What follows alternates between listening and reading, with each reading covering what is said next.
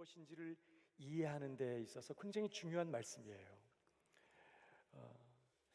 그래서 예수님이 그분 자신을 소개하는 말씀이기도 하지만 이 말씀이 우리에게도 너무너무 중요합니다. 왜냐하면 우리가 예수님을 주님으로 믿으면, 예수님을 주님으로 영접하면 우리는 그 순간부터 예수님의 것이 돼요. 예수님께 속한 자가 돼요.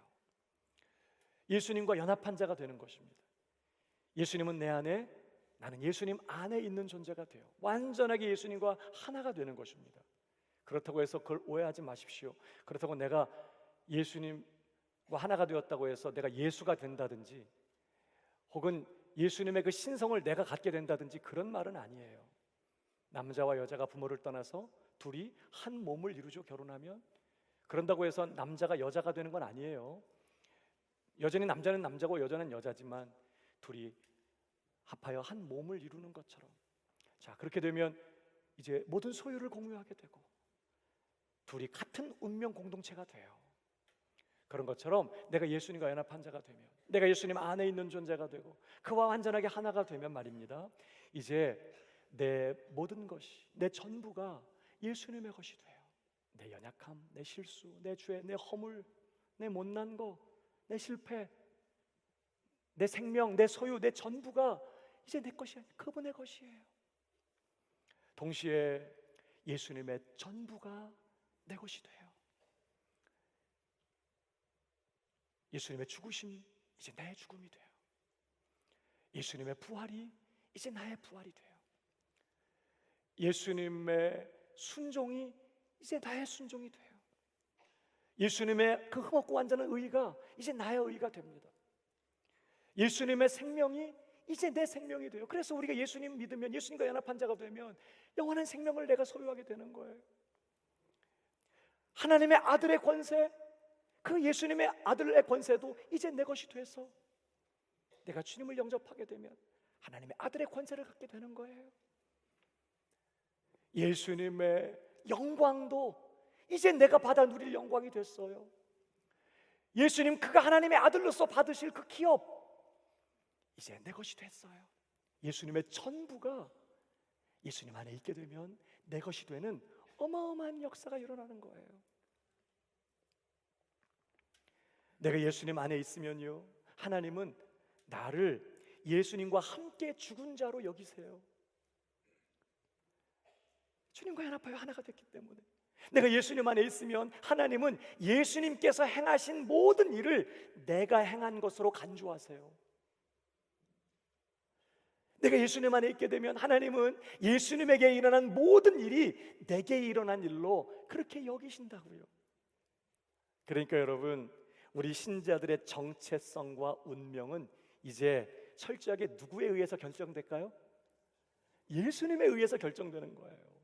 오늘 우리 장로님 기도하실 때 나는 포도나무여 너희는 가지라. 그가 내 안에, 내가 그 안에 있으면 그는 열매를 많이 맺나니 너희가 나를 떠나서 아무것도 할 수 없습니다.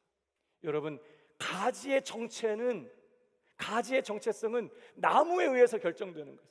그 가지가 사과나무에 붙어있다 그러면 사과나무 가지고, 포도나무에 붙어있다 그러면 포도나무 가지가 되는 거예요.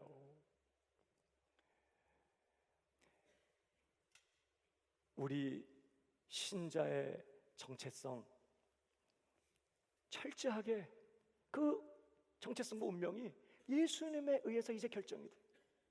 예수님이 죽으셨으니 나도 죽은 거예요. 예수님이 부활하셨으니 나도 부활한 것입니다. 예수님이 승천하셨으니 나도 승천한 자가 됐어요. 예수님이 하늘 보좌에 앉으셨으니 나도 예수님 안에 있으면 나도 하늘 보좌에 앉아 있는 거예요. 어디에 그 말씀 있죠? 에베소서에 허물과 죄로 죽었던 우리를 하나님이 그와 함께 살리시고 함께 일으키사 함께 하늘에 앉히시니 그랬어요. 아멘이십니까? 예수님의 운명이 이제 내 운명이 됐다고요. 그런 차원에서 내가 누구냐, 내가 어떤 존재냐를 알려면 그럼 이제 누구를 알아야 될까요? 예수님을 알아야 되는 거예요. 사실 어떤 의미로 보면 이제 내가 처한 형편이나 상황 사실 그렇게 중요하지 않게 됐어요. 예수님이 누구냐? 그가 어떤 분이냐가 이제 중요해요. 그분의 정체성이 이제 나의 정체성이 됐어요. 그분의 운명이 이제 내 운명이 됐어요. 그분의 십자가가 나의 십자가가 됐고, 그분의 영광이 이제 나의 영광이 됐어요. 그가 받으신 복이 그리스도 안에서 내가 받은 복이 됐어요. 그리스도 안에서 하나님께서 하늘에 속한 모든 신령한 복으로 복을 주셨다고 하잖아요. 예수님 안에 있으면 그가 누리시는 모든 것이 내 것이에요. 그러므로 사랑하는 여러분 자신에게 집중하지 마십시오. 사실 어떻게 보면 세상은요, 끊임없이 나 자신에게 집중하라고 부추겨요. 그러나 성경은 반대로 얘기해요. 자기를 부인하라. 아무것도 아닌 것으로 여기라. 예수님과 함께 이미 죽었어요. 우리는 장례식을 치르고 사는 사람들이에요. 우리에게 중요한 것은 내가 아니라 예수님이세요. 내가 누구인지를 알기 원한다면 우리는 나를 들여다보면 안 돼. 누구를 들여다봐야 될까? 예수님, 그분을 알아야 돼. 그분을 들여다봐야 돼요. 그분을 알아야 돼요. 너희가 진리를 알지니 진리가 너희를 자유케 하리라. 진리가 뭐죠? 예수님, 그분이 진리세요. 우리가 그 예수, 진리 되신 예수님을 알수록 그 안에 있는 내가 얼마나 복되고 영광스러운 존재인지를 깨닫게 돼요. 예수님을 알수록 그래서 우리는 자유롭게 되는 것이에요. 그래서 바울이 뭐라고 말하죠? 또한 모든 것을 해로 여김은, 배설물처럼 버리고 다 해로 여겼다고. 이전에 귀하게 여기던 것들 다 해로 여김은 내 주 그리스도 예수를 아는 지식이 가장 고상하기 때문이라. 사랑하는 여러분, 예수님을 더 깊이 알게 되기를 주님의 이름으로 축복합니다.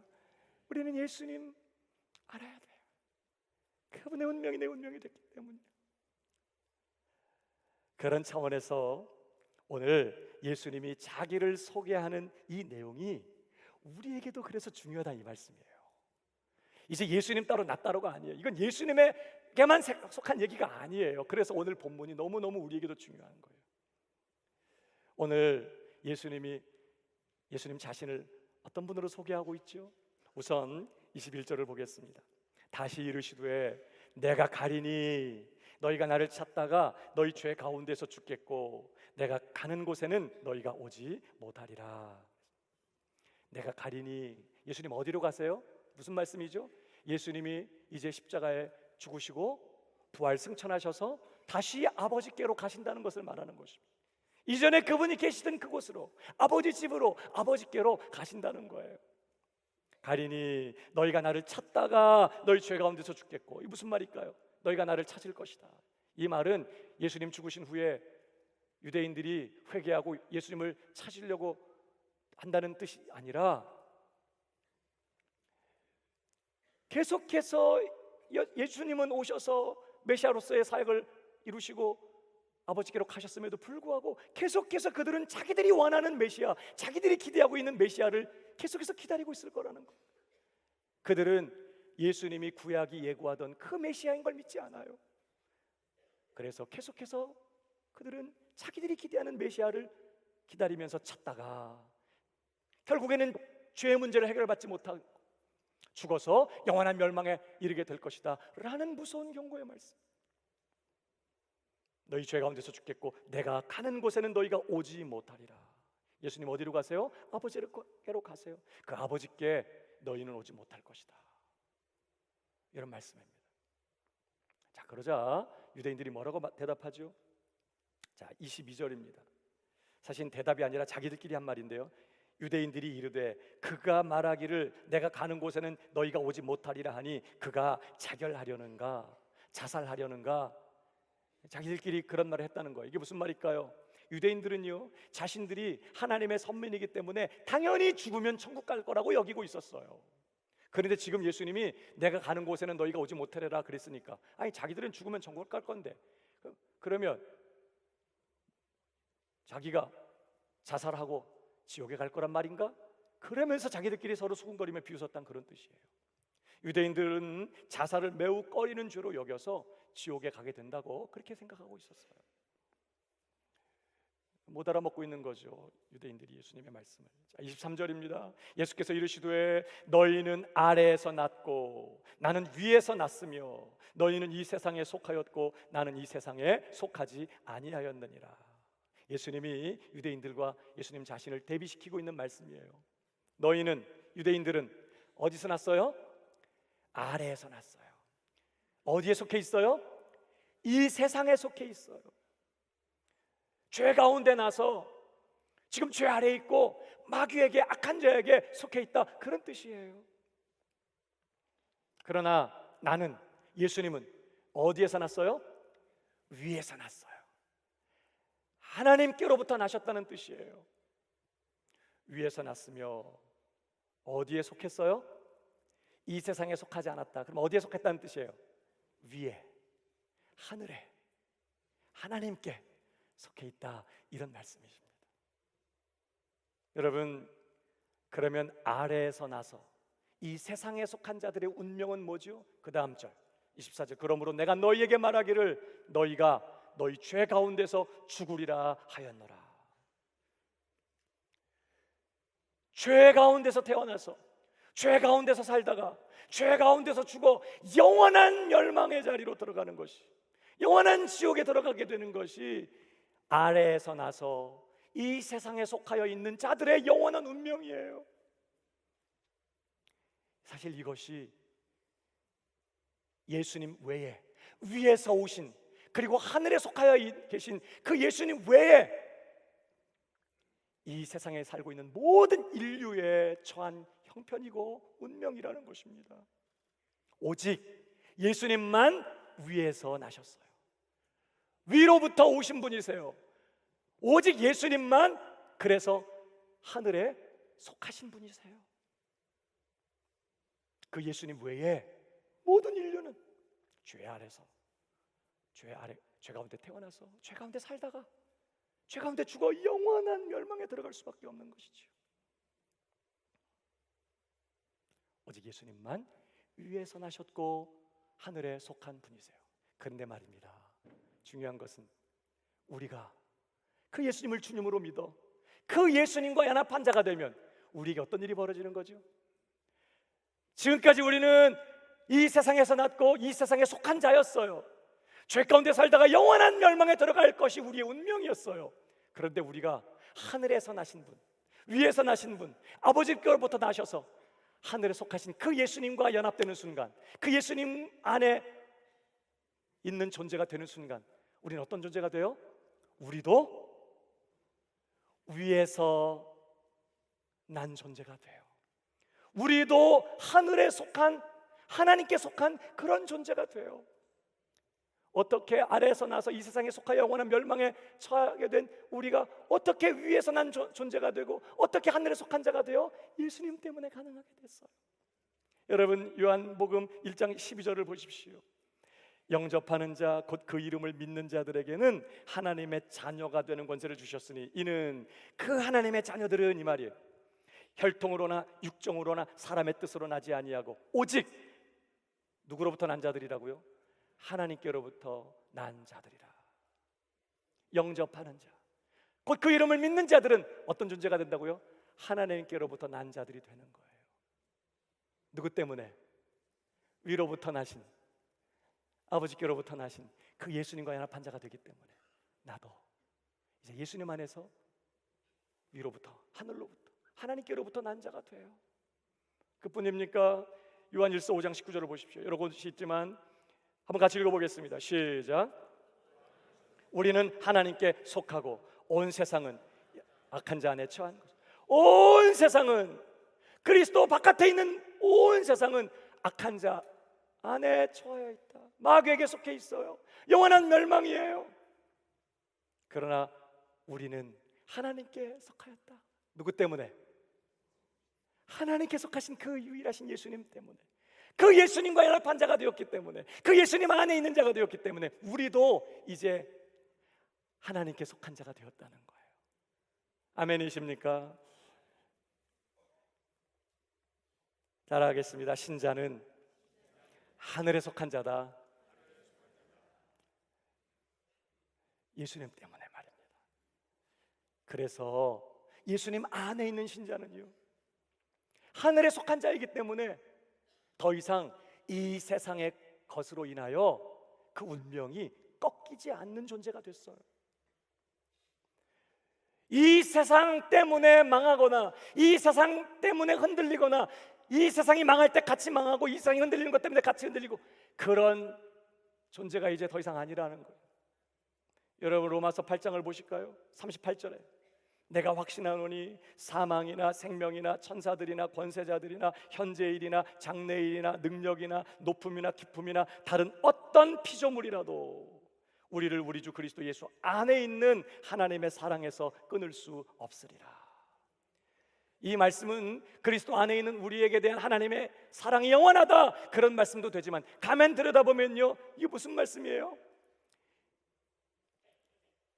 이제 더 이상 이 세상에 있는 그 어떤 것도, 그 어떤 사건도, 그 어떤 문제도, 그 어떤 존재도 예수 그리스도 안에 있는 하늘에 속한 자 된 우리의 운명을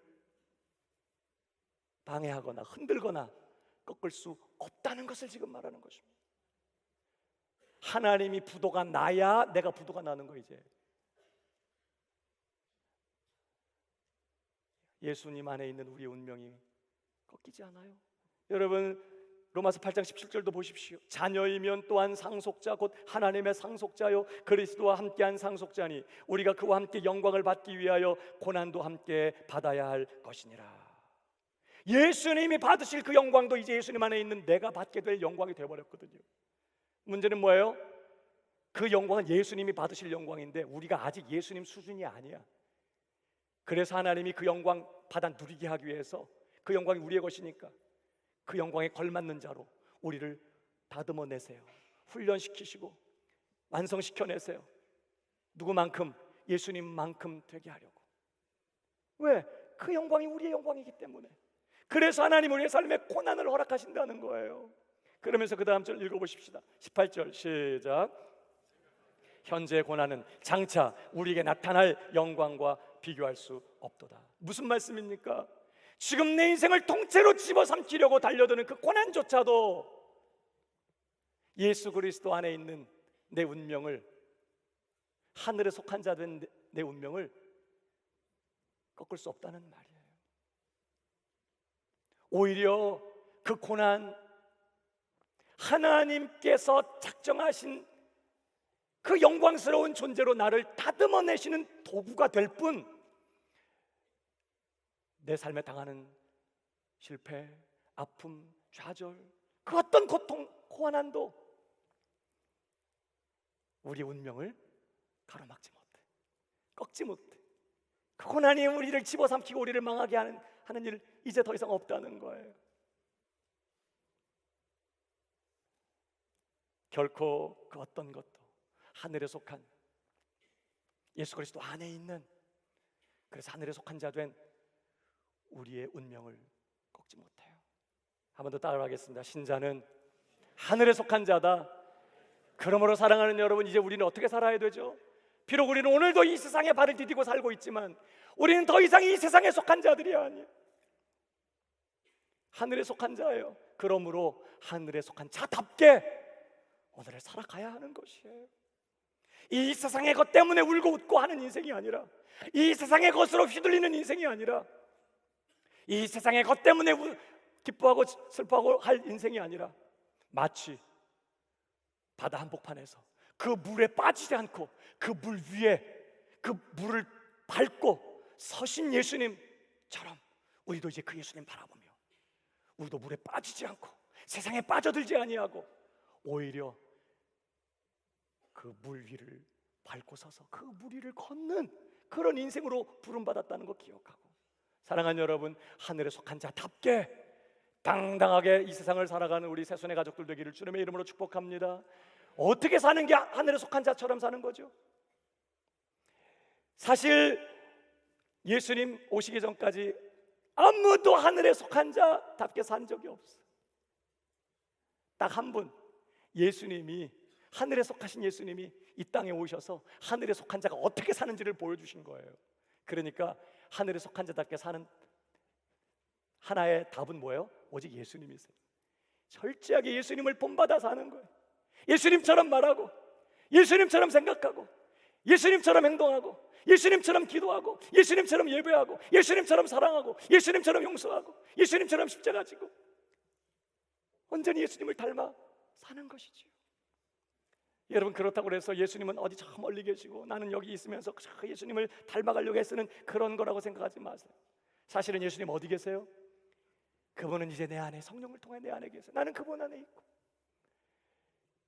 우리가 할 일은 그분을 닮아 본받아 사는 것은 딴 게 아닙니다. 오늘도 내 안에서 내 주님 되셔서 나를 이끄시는 그 주님께 복종하여, 항상 복종하여 그분이 어디로 인도하시는지 그분을 따라가는 거예요.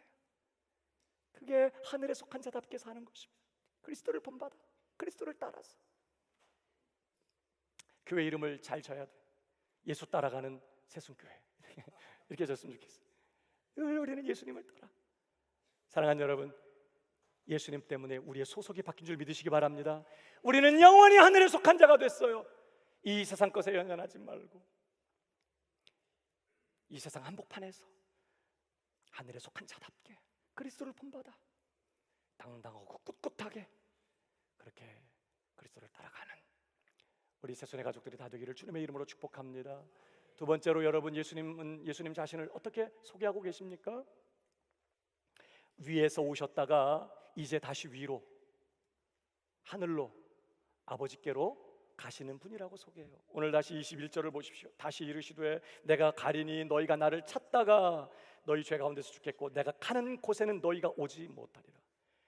예수님을 믿지 않는 유대인들은 결코 예수님이 가는 곳에 올 수 없다, 지금 이렇게 말씀하시는 거예요. 지금 예수님 어디로 가시는데요? 위로 가세요. 그분이 원래 계시던 그곳으로, 아버지께로, 아버지 집으로 가세요. 그러면 말입니다, 예수님을 믿지 않는 자는 결코 예수님 가시는 곳에 갈 수 없지만 예수님 안에 있게 되면 어떤 일이 벌어지죠? 우리도 예수님 가시는 곳에 있게 돼요. 예수님 어디 계신데요? 아버지 집에. 지금 이때는 아직 십자가에 죽으시고 승천하시기 전이니까 간다고 말하지만 지금은 이미 가 계세요. 그러니까 여러분, 예수님 안에 있는 신자는 지금 어디 살아요? 예수님이 아버지 집에 가 계시니까 우리도 여러분 아버지 집에서 사는 자가 된 줄 믿으시기 바랍니다. 특별히 여러분, 성경은요, 예수님이 어디 계시다가 오셨는지를 요한복음 1장은 이렇게 말하고 있어요. 18절 같이 읽어볼까요? 시작. 본 사람이 없으되 아버지 품속에 있는 독생하신 하나님이 나타내셨느니라. 그래, 예수님이 어디 계시다 오셨어? 이 땅에 아버지 품에 계시다가 오셔서 아버지 뜻을 이루시고 다시 아버지 품으로 가신 거예요. 유대인들은 이게 무슨 뜻인지를 알아요. 품에 있다. 유대인들은요, 식사할 때 비스듬히 기대가지고 서로 가슴에 이렇게 몸을 기대고 서로 품에 의지해서 밥을 먹었어. 그 불편해서 어떻게 먹나 몰라. 근데 어쨌든 유대인들은 그렇게 품에, 그게 사랑의 표현이었어요. 요한이요, 예수님의 품에 의지해서, 그 품에 이렇게 기대서 식사를 했어요. 그 예수님이, 요한이 자기를 소개할 때마다 주께서 사랑하시는 자, 이렇게 고백했어요. 그런 문화 안에서 이 말이 무슨 뜻인지를 유대인들은 알아요. 이 구절이 무슨 의미인지. 하나님 품에 계시던 분이세요. 예수님이 다시 이 땅에서 아버지의 뜻을 이루시고 그 아버지 품으로 가셨어요. 지금 예수님은 아버지 품에 계세요. 놀라운 것은 우리가 예수님과 연합한 자가 되면, 우리가 예수님 안에 있게 되면 우리는 지금 그러면 어디에서 사는 자가 되는 거죠? 아버지 집에서, 아버지 품 안에서 사는 자가 되는 거예요. 이게 신자의 신분이에요. 이게 신자의 주소지예요. 그래서 여러분, 에베소서 2장 5절 보세요. 허물로 죽은 우리를 그리스도와 함께 살리셨고 너희는 은혜로 구원을 받은 것이라. 또 함께 일으키사 그리스도 예수 안에서 함께 하늘에 앉히시니 그랬잖아요. 부활 승천하시고 하늘에 앉으신 분이 예수님인데 우리가 그분과 연합한 자가 되면 우리도 그분과 함께 일으키심을 받고 그분과 함께 하늘에 앉아있는 자가 되었다고 성경은 선포하고 있어요. 하늘에 앉아있다, 무슨 말일까요? 예수님 앉아 계신 그 보좌에 함께 앉아있다라는 뜻이기도 해요. 그래서 우리가 왕같은 제사장이라고요. 아멘이십니까? 앉아있다는 표현은요 동시에 아이고 눌러 앉았네 무슨 말이에요? 이제 거기서 아예 산다는 거예요. 아예 거기서 아주 거하고 있다는 거예요. 하늘에 앉아있다. 비록 우리는 이 땅에 발을 디디고 이 세상에 살고 있지만 예수님 안에 있는 신자는 하늘에 앉아있는, 하늘에서 사는, 아버지 집에서 사는 그런 자가 됐다는 말씀이에요. 계속 보실까요? 골로새서 3장 3절 한 번 더 읽어보겠습니다. 시작. 죽었고 너희 생명이 그리스도와 함께 하나님 안에 감추어졌습니다. 이는 너희가 죽었고, 왜요? 예수님과 하나 판자가 됐기 때문에. 이미 우리는 예수님과 함께 죽었어요. 우리는 이미 장례식을 치렀다고요. 나는 이미 죽었어요. 주님과 함께. 우리가 죽었고 우리 생명이 그리스도와 함께 어디에 있다고요? 하나님 안에 감춰졌다. 여러분, 나와 내 생명이 분리돼요? 그런 일은 없어요. 나라는 존재와 내 생명은 분리되지 않아요. 그러니까 이 말은 나라는 전 존재가 지금 예수님과 함께 하나님 안에 감춰져 있다. 무슨 말이에요? 한마디로 말하면 하나님 품에 있다. 하나님 품 안에 있는 우리를 누가 빼앗아가요? 저희를 주신 내 아버지는 만유보다 크심에 아무도 아버지 손에서 저들을 빼앗을 자가 없느니라. 신자는 오늘도 예수님 안에 있기 때문에 어디서 산다고요? 아버지 집에서, 아버지 품 안에서 사는 자가 됐어요. 믿으시면 큰 소리로 아멘 하시기 바랍니다. 그래서 하나님께서 우리에게 요구하시는 게 뭐죠? 우리가 지금 아버지 집에서 아버지 품 안에서 사는 자가 됐기 때문에 하나님 우리에게 뭘 요구하세요? 데살로니가전서 5장 16절 같이 읽어보겠습니다. 시작. 쉬지 말고 기도하라. 범사에 감사하라. 왜요? 왜 지금 우리는 너무 힘들고 어려운 상황을 지나가고 있음에도 불구하고 하나님 우리더러 항상 기뻐하라. 쉬지 말고 기도하라. 범사에 감사하라. 이렇게 말씀하시죠. 우리가 지금 처한 형편과 상황에 상관없이 누구 품에 있다고요? 아버지 품에 있어. 아버지 품에. 예수님 안에서 아버지 품에. 그 아버지 어떤 아버지신데요? 가난하고 그저 힘없는, 자기밖에 모르고 그저 가족들 괴롭히는 그런 무능하고 나쁜 아버지 아니에요. 어떤 아버지? 전능하사 천지를 만드신 우리 하나님 아버지시라고요. 그 아버지 어떤 아버지? 나를 사랑하시는 아버지. 창세전에 나를 택하시고 독생자 아들 예수님 보내셔서 나를 구원하실 뿐만 아니라 그 아들 예수님의 형상 본받게 하시려고, 그 아들이 누리실 그 영광, 그가 받으실 기업 나도 받아 누리고 받게 하시려고 작정하시고 그 무궁한 지혜로 오늘도 내 삶에 이 모든 것 허락하시고 이 모든 것 주관하시고 다스리시면서 이 모든 것이 합력하여 선을 이루도록 오늘도 역사하시고 다스리시는 그런 아버지세요. 하나밖에 없는 독생자, 자기 생명보다 소중한 독생자도 아낌없이 나를 위해서 내어주실 만큼 나를 편드시고 나를 아끼시고 나를 생각하시고 나를 사랑하시는 그런 아버지. 그 아버지 품에서 우리가 지금 살고 있다는 거예요. 그 뭐가 걱정이냐고요? 그러면 솔직히 그 뭐가 염려예요? 뭐가 염려? 지금 일어나는 모든 일들조차도 아버지가 알고 계시고 그것 가지고 아버지께서 합력의 선을 이루시면서 그가 작정한 완성의 자리까지 다듬어 가실 건데 뭐가 걱정이고 뭐가 염려해? 그 아버지 품에서 그 아버지를 인하여 기뻐하고 그 아버지를 인하여 즐거워하면서 항상 기뻐해라. 그래도 기뻐하지 못하시겠어요? 우리 아버지 품에 있기 때문에 지금 이렇게 말씀하는 것이죠. 쉬지 말고 기도하라. 이 말씀은 그대로 정말 모든 숨쉬는 순간에 쉬지 말고 계속해서 끊임없이 기도하라는 뜻이에요. 근데 말입니다, 이 기도하라가요 헬라어 단어가 프로시코마이예요. 헬라어에 기도하라, 기도한다 할 때 두 가지 대표적인 단어가 있어요. 데오마이가 있고요, 프로시코마이가 있어요. 이 데오마이라고 할 때는요, 기도할 때 하는데 기도를 하고 있는 그 기도자의 필요를 채우기 위해서, 기도하는 자의 그 필요를 채우기 위해서 기도할 때 데오마이라는 단어를 썼어요. 우리 한글 성경에는 간구한다라고 할 때 보통 이 단어를 간구한다라고 번역했어요. 그러나 데오마이 말고 프로시코마이가 있어요. 기도한다고 할 때 이 프로시코마이는 프로스큐네오, 예배한다는 말과 어근이 같아요. 이 프로시코마이는 뭐냐? 기도하는데 예배하는 마음으로, 하나님을 예배하는 마음으로 바라보면서, 하나님을 예배하는 마음으로 하나님의 뜻에 초점을 맞추고 그 하나님의 필요가 채워지고 그 하나님의 뜻이 이루어지도록 기도할 때 프로시코마이라는 단어를 써요. 여기 단어가 프로시코마예요. 쉬지 말고 프로시코마이 하라. 쉬지 말고 끊임없이 예배하는 마음으로 하나님 아버지를 바라보며, 왜? 우리가 지금 그분의 품 안에 있거든요. 영광 받고 예배 받으시기에 합당하신 그분의 품 안에 지금 있다고요. 쉬지 말고 그분을 예배하는 마음으로 바라보고 예배하면서 하나님의 뜻이 이루어지도록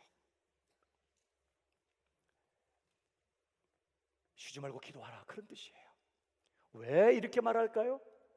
여러분, 솔직히 하나님 품 안에 살고 있는 우리 자녀된 우리들에게는 이제 사실 더 바랄 게 없어요. 독생자 내어주실 때 사실은 우리에게 필요한 거 다 주신 거예요. 아멘이신가요?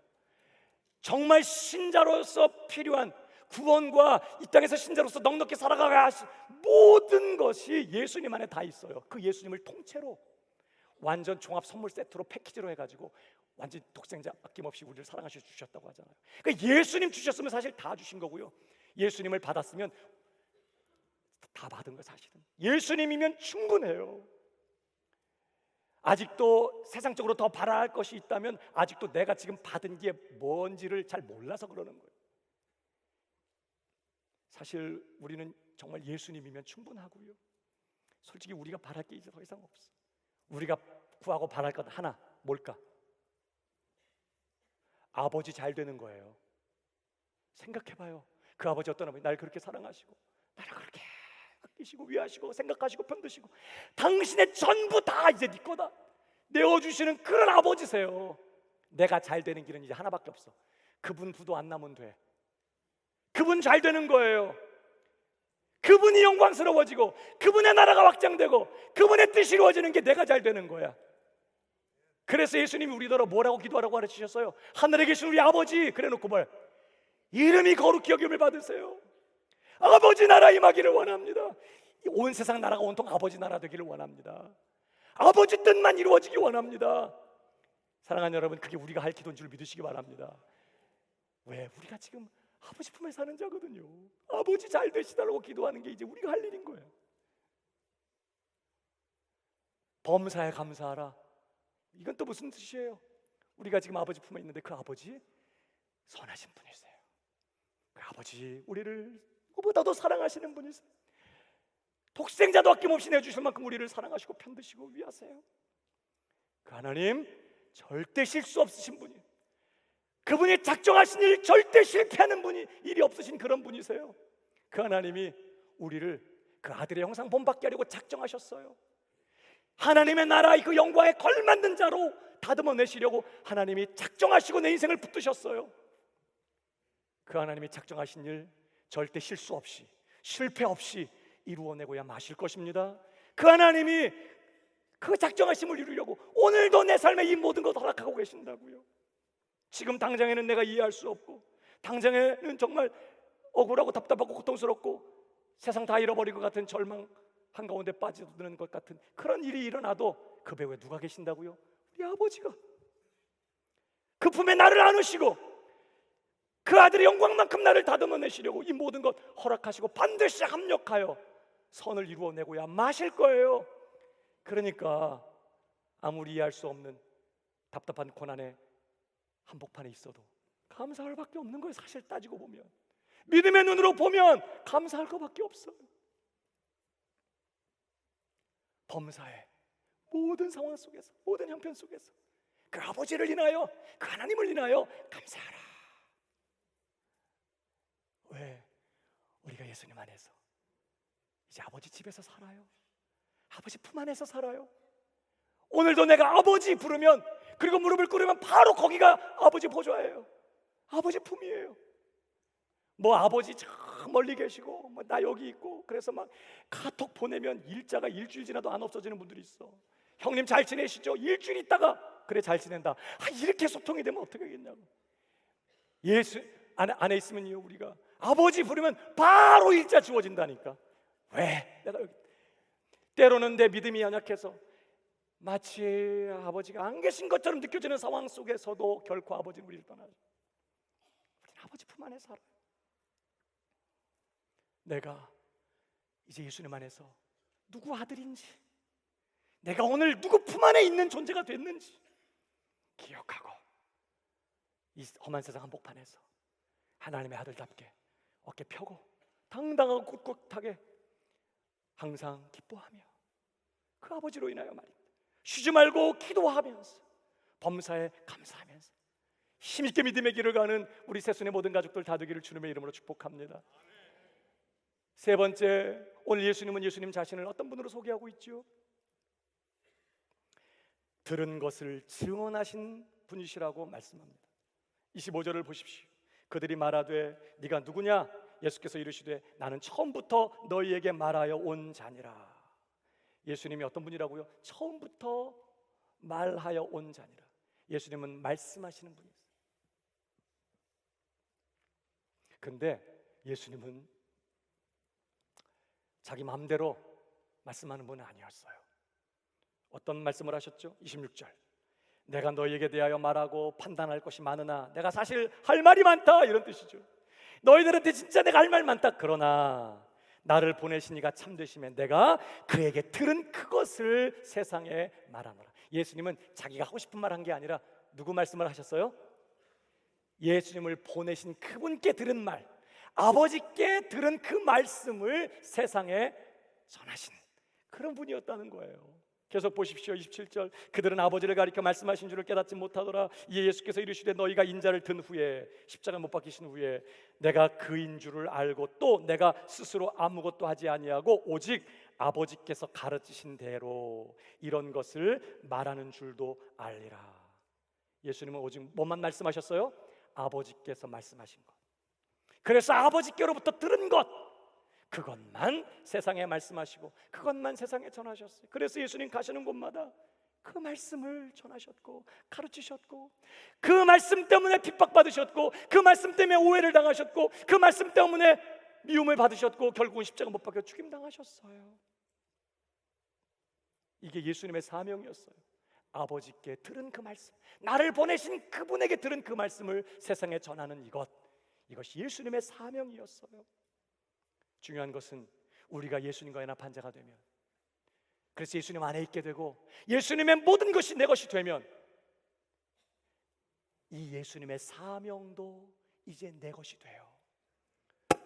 그분의 아들의 권세, 그분의 영광만 내 것이 아니라 예수님의 이 사명도 내 것이 돼요. 오늘 예수님께서 그 제자들에게 뭐라고 말씀하십니까? 요한복음 20장 21절 보시면요, 예수께서 또 이르시되 너희에게 평강이 있을지어다. 아버지께서 나를 보내신 것 같이 나도 너희를 보내노라. 예수님께서 마치 아버지가 자기를 이 세상에 보내셨던 것처럼 이제 나도 너희를 세상에 보낸다. 그래서 우리 가정으로, 우리 일터로, 세상으로 우리를 보내셨어요. 그러면 보내심을 받은 우리의 사명이 뭐예요? 아버지께서 나를 보내신 것 같이 그랬으니까. 자, 우리의 사명은 뭘까요? 역시 나를 보내신 그분에게 들은 말씀, 그 복음의 말씀 세상에 전하는 것이 곧 우리의 사명이라는 거예요. 그래서 너희는 만천하에 온천하에 다니며 만민에게 복음을 전파. 특별히 여러분 전도자로 파송하시면서 예수님 마태복음 10장 20절을 보십시오. 그런즉 그들을 두려워하지 말라. 감추인 것이 드러나지 않을 것이 없고 숨은 것이 알려지지 않을 것이 없느니라. 내가 너희에게 어두운 데서 이르는 것을 광명한 데서 말하며 너희가 귓속말로 듣는 것을 집 위에서 전파하라. 너희가 들은 그 말씀 숨김없이 다 말해라. 모두가 명백하게 들을 수 있도록 밝은 곳에, 낮에, 높은 곳에서 모두가 명백하게 들을 수 있도록 그렇게 분명하게 말해줘라. 너희가 들은 그 말을. 예수님은 그가 하신 말씀을 그대로 우리가 세상에 나가서 전하라고 말씀하신 것입니다. 그러면서 뭐라고 말씀합니까? 그 다음 절 보십시오. 몸은 죽여도 영혼은 능히 죽이지 못하는 그들을 두려워하지 말고 오직 몸과 영혼을 능히 지옥에 멸하실 수 있는 이를 두려워하라. 두려워하지 말고 가서 말하라는 거예요.